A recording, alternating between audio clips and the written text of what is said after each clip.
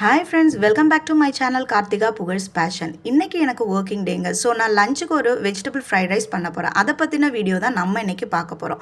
அதுக்கு நான் பாஸ்மதி ரைஸ் இந்த டம்ளரில் ஒரு டம்ளர் எடுத்துக்கிறேன், எனக்கும் என்னோடய ஹஸ்பண்டுக்கும் மட்டும். அப்படியே பக்கத்தில் ஸ்டவ்வில் ஒரு பாத்திரத்தில் இதே டம்ளரில் ஒரு 4 to 5 டம்ளர் தண்ணி பாயில் பண்ண விட்டுடுறேன். தேவையான அளவு உப்பு, கொஞ்சமாக எண்ணெய். அதுக்கப்புறம் 2 மீடியம் சைஸ் பெரிய வெங்காயத்தை இந்த மாதிரி நீல வாக்கில் கட் பண்ணி வச்சுக்கலாம். இன்றைக்கி என்கிட்ட ஸ்ப்ரிங் ஆனியன்லாம் இல்லைங்க. ஸோ நான் கேப்சிகம் மட்டும்தான் எடுத்துருக்குறேன்.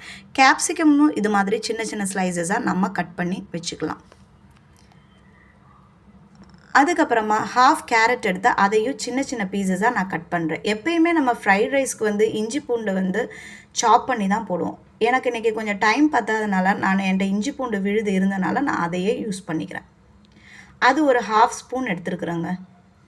அதுக்கப்புறமா கேபேஜும் இது மாதிரி சின்ன சின்ன ஸ்லைஸஸாக நம்ம கட் பண்ணி வச்சுக்கலாம். நெக்ஸ்ட் கடாயை ஸ்டவ்வில் வச்சுட்டு ஒரு 3 to 4 கரண்டி எண்ணெய் விட்டுட்டு நம்ம கட் பண்ணி வச்சுருக்கிற பெரிய வெங்காயத்தை அதில் போட்டு நல்லா வதக்கணும். அது கொஞ்சம் கோல்டன் ப்ரௌன் கலரில் வர நம்ம வதக்கிக்கிட்டே இருக்கணும். கலர் சேஞ்ச் ஆனதுக்கப்புறமா நம்ம எடுத்து வச்சுருக்கிற இஞ்சி பூண்டு விழுதை அதில் போட்டு நல்லா சாட்டே பண்ணணும். நெக்ஸ்ட் நம்ம கட் பண்ணி வச்சுருக்கிற எல்லா வெஜிடபிள்ஸுமே அதில் போட்டு வேகிறதுக்கு விட்டுறணும். பக்கத்துலேயே நம்மளோட அரிசி வெந்துகிட்டு இருக்குங்க. இங்கே பாருங்கள், சாதம் 90% வெந்தால் போதும். ஸோ தண்ணி அதை ட்ரைன் பண்ண விட்டுடலாம் சாதத்தை. அதுக்கப்புறமா நம்ம வதக்கிட்டு இருக்கிற அந்த வெஜிடபிள்ஸில் பெப்பர் பவுடர் ஆட் பண்ணிக்கலாம். நான் இன்றைக்கி 6 to 7 ஸ்பூன் சின்ன spoon of pepper powder add பண்ணியிருக்கிறேன். அதுக்கப்புறம் ஒரு குழிக்கரண்டி அளவுக்கு சோயா சாஸும் கொஞ்சமாக நான் டொமேட்டோ சாஸும் நான் ஆட் பண்ணியிருக்கிறேன். நல்லா பிளெண்ட் பண்ணி விட்டுட்டு நம்ம ட்ரெயின் பண்ண வச்சுருந்த சாதத்தை இதில் போட்டு நல்லா கிளறிடலாம்.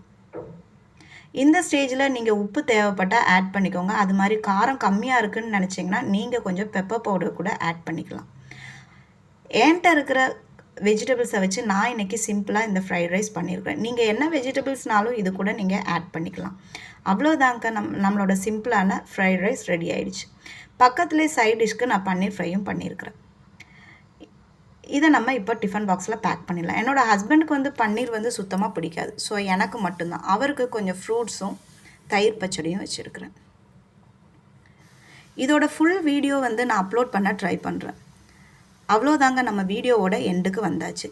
இந்த வீடியோ உங்களுக்கு ரொம்ப பிடிச்சிருக்கும்னு நான் நம்புகிறேன். பிடிச்சிருந்தா please don't forget to like, share, subscribe and comment my channel. Thank you so much for watching my channel and stay tuned for more such useful videos. Bye.